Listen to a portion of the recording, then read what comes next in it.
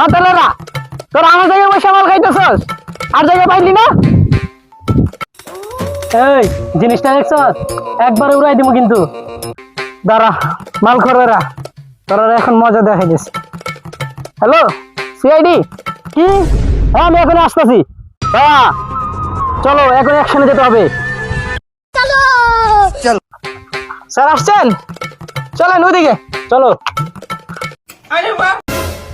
কি সিআইডি? শালারা আমাদেরকে দেখে পালিয়েছে। শালা গুলি করছে। ভাইয়া চলো, গুলি লেগেছে, ওরা পালাচ্ছে।